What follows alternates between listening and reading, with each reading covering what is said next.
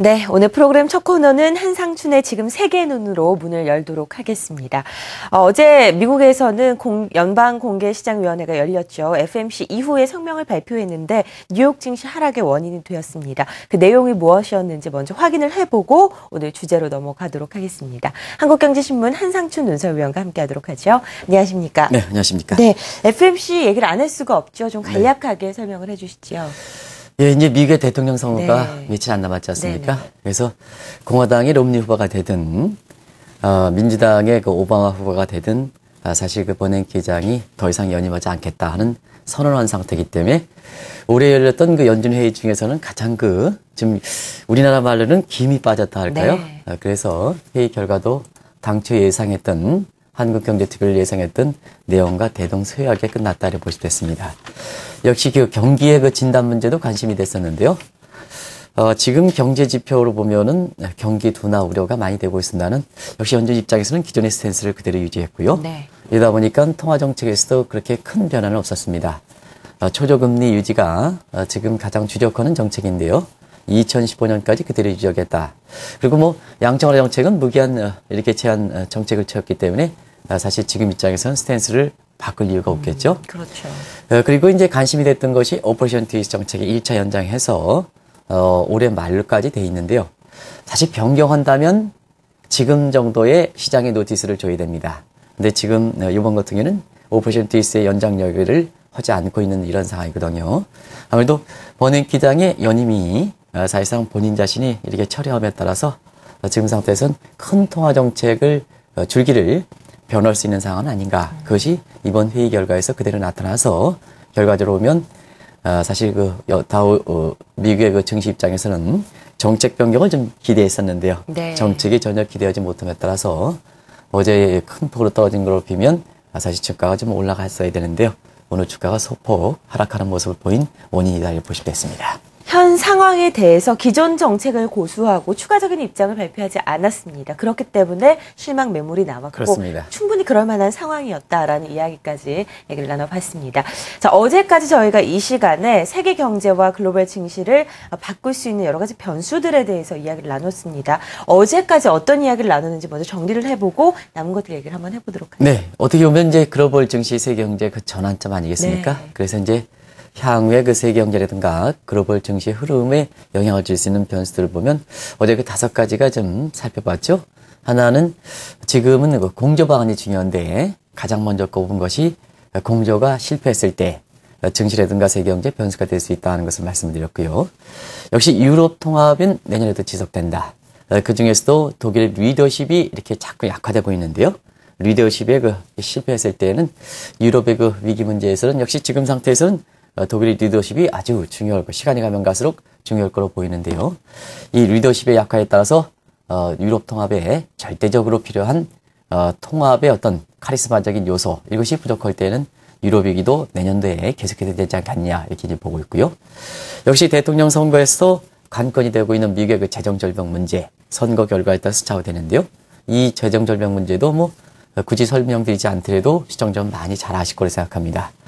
그리고 최근에 일본이 자산 매입 정책 때문에 달러당 80엔까지 일시적으로 엔고 현상이 풀리는 기미를 보이고 있습니다는 1년 전에 14조 원 이상의 대대적으로 자산 매입 정책을 필요했을 때 엔화가 약세됐던 때 그때보다도 다시 또 엔고 국면으로 떨어지다 본다면 일본 경제가 어렵지 않겠느냐 해서 일본의 그 엔고의 디플레 문제가 IMF가 일본에서 열렸을 때 차악의 재정 위기국으로 일본을 지목했던 그 위기설과 맞물려서 내년도에 세계 경제라든가 글로벌 증시에 영향을 줄 수 있는 변수로 어제 살펴봤다 이렇게 보시면 됐습니다. 네, 이제 남은 변수들에 대해서 얘기를 나눠보도록 하죠. 제가 남았다고 표현을 하지만 앞선 변수보다 더 위험할 수도 있는 그런 문제들입니다. 중국의 경착륙 우려 먼저 얘기를 해보도록 하죠. 다음 달에 새 지도부가 들어서는데 중국의 경착륙 우려부터 빨리 해결하려고 애쓸 것 같은 그런 느낌입니다. 이 문제는 아마 한국경제TV가 스탠스를 잘 잡아준 것 같습니다. 대부분 다 중국 경제가 이게 3분기 성장률이 7.4% 나왔을 때 경착륙 중증 감정 문제인데요. 아마 여기 그 출연하신 분들 지금 한국경제TV의 임직원께서는 여기 출연한 사람들의 어떤 시청자분의 보다 좋은 이렇게 정보 서비스를 제공하기 위해서 상당히 취존진 관리를 잘 하시는 걸로 이렇게 알고 있는데요. 최근에 부쩍 강화된 걸로 알고 있습니다. 그러다 보니까 중국 경제에 대해서 이렇게 얘기하시는 분들의 얘기들을 보면 경착륙 우려까지는 갖지 않느냐 이런 입장들의 대부분 다 표명한 거로 이렇게 보는데요. 지금 발표는 대체로 그런 시각대로 나오는 것 같습니다. 중국의 제적 경기가 다시 올라가는 모습을 보이는데요. 지금 상태에서는 새 지도부가 탄생 여부와 관계없이 4분기 성장률이 한 8%대로 올라가지 않느냐 이렇게 이제 보고 있거든요. 그런 각도에서는 지난번 말씀드렸습니다는 지금 중국 경제가 이례적으로 성장률이 떨어진 데에는 성장의 과도기에서 여러 가지 슬러지를 빨리 해소해야 되는데요. 네. 정권 교체를 앞두고 새 지도부에 대한 예의 차원에서 현 지도부가 슬러지를 제때제때 해결하지 못했던 측면에서 성장률이 이렇게 경착륙 우려가 나올 만큼 안 좋았던 상황이거든요. 그러나 새 지도부가 당선되면 중국은 사회주가이기 때문에 우리나라든가 미국보다는 경제 시스템의 통제력이 좀 강합니다. 네. 이런 통제력을 바탕으로 해서 그동안 누적되었던 또 지연되었던 슬러지만 이렇게 개선된다면 본래 성장 궤도로 가겠느냐, 가지 않겠느냐 이렇게 보는데요. 다만 한 가지 이런 게 있습니다. 중국이 이거 회복되면 과거처럼 10에서 12% 두 자릿대 가는 게 아니냐 하는데요. 그건 못 간다. 네. 또 그렇게 가서는 안 된다 이렇게 보시면 되겠습니다. 네. 왜 가서는 안 되냐 하면 이미 중국도 많이 성장해서 이제는 청소년기가 아니라 청소년기에서 후반대에 접어들고 있습니다. 그러면 시청자분의 자녀분께서는 이 청소년기의 후반대 되면 성장하더라도 성장의 속도는 둔화되게 됩니다. 그래서 7에서 8%의 중국 경제 성장은 지극히 중개 경제 발전 단계라든가 세계 경제에서 통상 관계를 볼 때는 지극히 정상적인 이렇게 성장률이다. 이런 것으로 지금 인식을 할 필요가 있다. 이렇게 보시면 되겠습니다. 네. 비슷한 맥락에서 신흥국의 자본 이탈 여부도 글로벌 증시를 한들 아주 중요한 변수로 떠오르고 있습니다. 이것은 역발상적으로 얘기하면 현재 유동성이 넘친다 이런 뜻이겠죠? 그렇습니다. 예. 좋은 측면 지적하시셨는데요. 네. 글로벌 유동성이 이렇게 풍족하면 금융은 실물에 이렇게 동맹 역할을 해야 됩니다. 그래서 실물 경제 사이즈에 맞게 금융 사이즈 유지하는 것이 우리가 경제의 기본 원리다 이렇게 보시면 되겠는데요. 돈 많다. 근데 실물 경제는 제대로 돌아가지 않는다. 그 돈 어디가 있을까? 어디에 잠복돼 있다는 얘기입니다. 네. 그래서 어디에 잠복돼 있을까 하는 측면에서 한 가지 축이 신흥국들로 많이 유입되는 상황에서 시청자 여러분 그동안 원화가 절상되고 아시아 통화 절상되고 주가가 이례적으로 시청자분이 느끼는 체감 경기에 비해서 한국 주가가 그동안 괜찮았고 다른 필리핀이라든가 태국 주가 이런 주가들은 얼마나 지금 좋습니까? 그래서 자연스럽게 이들 국가들로 선진국의 양적완화 정책에 의해서 신흥국들의 자산의 거품 문제가 지금 제기되고 있는데요. 사실 이 과정에서 거품이라는 것은 사실 그렇습니다.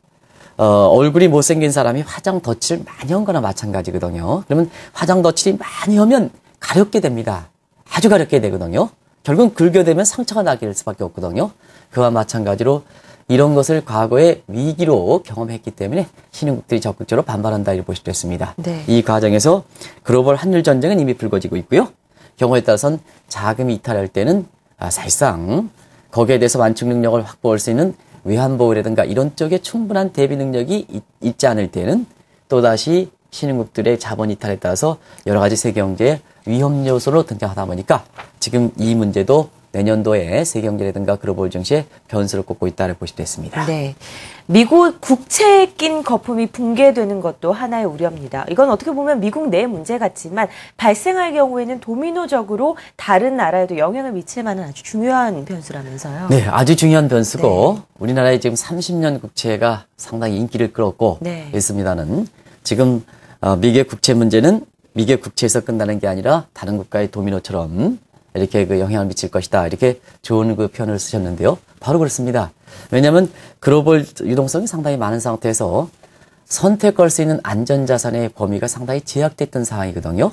그러다 보니까 국제 자금 흐름에서는 신흥국의 한국의 코리아와 그다음에 선진국의 미국에서 아메리카 합쳐서 코메리카라는 용어가 등장할 만큼 이 자금들이 사실 한국의 국제시장 그다음에 미국의 국제시장에 들어오는 과정에서 미국은 국채 수익률의 사상 최저 수준을 기록할 만큼 사실 미국 국채시장이 굉장히 열기가 있었지 않겠습니까? 그렇죠.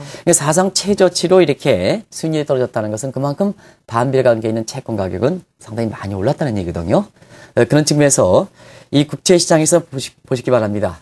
지금 보면 돈은 많이 풀었지만 일부에서 이것이 의도했던 경제의 실물경제 효과라든가 고용창출 효과가 이렇게 크지 않음에 따라서 반대적인 부작용 측면도 많이 지금 우려하고 있죠. 지금 인플레의 기대 심리가 높아지는 게 아니냐. 이번에 한번 대선 과정에서 롬니 후보가 얼만큼 양적완화 정책에 대해서 얼만큼 비판합니까? 그렇죠. 강하게 비판해가지고 이 버냉키장도 공화당 정부 시절에 임명했던 사람을 내가 대통령이 되면 버냉키장은 교체시키겠다 하는 공약하는 상황이거든요. 이게 뭐냐면 지금은 양적완화 정책에서 경기 회복에서 필요성은 인정된다 하더라도 이 효과가 나타나지 않을 때는 인플레가 폭등을 해서 그만큼 미 국민들의 고통을 줄 수 있는 소지가 있기 때문에 그렇습니다. 그러면 잠재된 인플레 기대 심리가 높으면 시청자 여러분 어떻습니까? 채권에 대한 기대 심리가 금리 상승한다는 기대 심리가 높을 거고 경우에 따라서는 국채 가격이 떨어진다는 기대 심리가 형성된다는 상황이거든요. 그래서 내년 들어선 가딱 잘못하면 인플레 문제라든가 가딱 잘못하면 이런 소지가 될 수 있기 때문에 내년도에 역시 국제금융시장에서는 미국의 그 국채, 이 거품 붕괴 문제 이것을 많이 꼽고 있다고 보시면 됐습니다. 네. 국내에서도 30년 국채물이 이례적으로 낮은 금리로 발행됐고 이것이 굉장히 열기를 끌고 있는데요. 만약에 내년도에 우리도 인플레 기대 심리가 높을질 때는 상당 부분 혼란을 초래할 수 있다 하는 측면에서 아마 우리 이 시청자분도 상당히 이 부분에 대해서는 관심을 가질 필요가 있지 않냐 생각됩니다.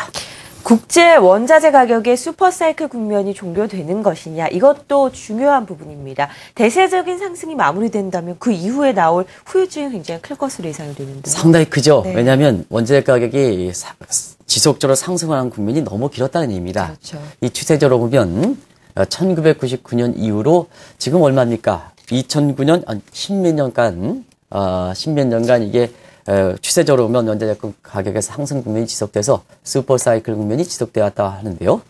원자재의 추세적 상승 국면이 지속될 경우에는 세계 부의 흐름이 아무래도 그쪽에 많이 편중되어 있다는 얘기입니다. 근데 만약에 지금 우려하는 대로 슈퍼사이클 국면이 종료가 될 때는 결과적으로 부의 효과 중에서 역부의 효과, 엔티밸스 팩트, 역자산 효과가 나타날 수밖에 없다는 얘기거든요. 왜냐하면 가격이 지속하는 상태에서 너무 부를 그쪽으로 편중되어 있으니까 이게 상대적으로 슈퍼사이클 국면이 마무리될 때에는 역자산 효과가 발생할 수밖에 없거든요. 네. 그래서 이것은 실제 발생 여부와 관계없이 너무 원자재 가격의 상승 국면이 지속됐고 오랫동안 세계 부의 편중이 그쪽에 많이 되는 상태에서 하나의 실제 발생 가능성보다는 우려 차원에서 많이 나오는 것이 아닌가 이렇게 보고 있습니다. 네, 각국의 전갱적으로 자국 통화를 평가절하시키는 것 이것도 하나의 대세적인 문제입니다. 워낙에 강세로 가는 것들을 절상하는 거는 절하하는 거는 문제가 없는데 자기 이익을 위해서 개입하는 거는 문제가 된다 이런 시각이 있지 않습니까? 네, 아무래도 그렇죠. 지금 이제 글로벌 한일 전쟁 문제고 네. 이 문제는 많이 이렇게 말씀드렸기 때문에 간단하게 좀 말씀드리면 이번에 대선을 가는 과정에서 어차피 미국의 대통령 선거에 따라서 사실상 세계 경제의 어떤 입장이 내년도의 글로벌 한일 전쟁이라든가 통상의 주의에서 어떻게 보면 결정될 거 이렇게 보이는데요. 공이 오바마 대통령이든 그 다음에 롬니버든 미국의 자체적인 문제는 이제 미국 스스로가 이렇게 해결할 수 있는 입장은 이렇게 못 되기 때문에 네. 다른 국가의 경쟁력을 흡수해서 하는 이런 측면이 공통적으로 정도 차이가 있습니다는 롬니 후보가 좀 강한 이런 측면이 있습니다는 결과적으로 보면 세계 경제 입장에서 공생적 발전보다는 다른 국가의 경쟁력을 뺏는 이런 측면이 지금 부각되는 상황이거든요. 네. 그것이 경제 애국지로 이게 표현하고 있습니다는 이것이 지금 미국의 대선 과정에서 민주당이든 공화당 양 후보가 이렇게 나타난 상황입니다. 그런 상태에서 내년도에도 이 무역상에 있어서 신보호주의 파벌이든가 글로벌 한일 전쟁의 모습은 지속되지 않겠나 생각하는데요. 문제는 그렇습니다. 지금 유럽위기라든가 당면한 문제들이 특정 국가의 입장보다는 사실 세계의 국가들이 공통적으로 이렇게 풀어가야 되는데요. 지금 각국들이 글로벌 한일 전쟁에서 극단적으로 이기주의로 나갈 때는 내년도의 세계 경제라든가 글로벌 증시에 악재가 될 수 있다 하는 차원에서 지적하는 상황이다 이렇게 볼 수 있습니다. 네. 여러 가지 경제적인 부분을 얘기를 해봤지만 경제 외적인 문제, 예를 들어서 영토 분쟁 같은 것도 세계 경제와 증시를 압박할 수 있는 중요한 요인이 되고 있는 것이 현실입니다. 예를 들어서 설명을 한번 들어볼까요? 네, 금융위기의 하나의 세계 경제 트렌드에서 뚜렷하게 나타난 특징이 하나가 경제와 경제 외적인 문제, 예를 들어서 정치라든가 외교 문제가 머지 현상이 나타나고 있습니다. 이 경제와 정치를 일반적으로 우리 대선 과정에서도 후보님들께서 정경분리 원칙을 지켜야 된다 하는데요. 지금 세계 경제의 트렌드를 볼 때는 정경이 분리시킬 수 있는 이런 입장 못 되고 있습니다. 경제와 정치와 또 경제와 정치 외교 간에 이 머지 현상이 발생하는 것이 지금 위기 이후의 하나의 트렌드다 이렇게 보시면 되겠는데요. 참고하시기 바랍니다. 그런 상태에서 올해 일본이 독도라든가 그다음에 중국과의 센카쿠 영토 분쟁이 되다 보니까 어떤 문제가 발생하느냐. 중국에서 일본의 제품을 사주지 않고 있습니다. 네. 그래서 수출이 급감하다 보니까 이 엔화 약세가 좀 된다 하더라도 일본의 수출 경쟁력은 수출은 좀 더 안 돼서 일본이 곤두박질을 치는 모습이거든요. 내년도에서 이렇게 보면 경제 외적인 측면에서 내년 1월 달에 스위스 다보스 포럼에서 현안들이 잡히고 있습니다. 그 현안들 중에서 가장 이슈가 되는 것이 역시 이런 세계 각국 간의 영토 분쟁 문제이거든요. 내년도에는 특히 선거와 관련돼서 많은 올해보다 이상으로 고분고분한 선거들이 많이 예정되어 있는 이런 상태입니다. 그런 상태에서는 경제 외적인 영토 분쟁이 이미 영토 분쟁을 일으켰던 중국, 일본 같은 경우에는 사실 많은 부분에 수출이 타격이 미치는 것과 마찬가지로 내년도에도 이런 분야에서 사실 세계 경제의 복병이 될 수 있지 않느냐 하는 차원에서 정치와 경제의 머지 현상 속에 각국들이 이기주의가 되다 보니까 결국 경제 외적인 측면에서 영토, 주권 찾기 나선다면 네. 경제에 상당히 부담되지 않겠냐 하는 차원에서 이런 변수를 새롭게 제시하고 있다고 볼 수 있습니다. 네, 내용이 굉장히 많았습니다. 세계 경기와 글로벌 증시에 영향을 미칠 만한 변수들 어제 오늘 나눠서 여러 가지 저희가 점검을 해봤는데요. 여러분이 증시에서 포트폴리오를 짜는 것 그리고 증시에 대한 전략을 짜는 데 아주 도움이 됐으면 하는 그런 바람입니다. 한국경제신문 한상춘 논설위원과 함께했습니다. 말씀 고맙습니다. 네, 고맙습니다.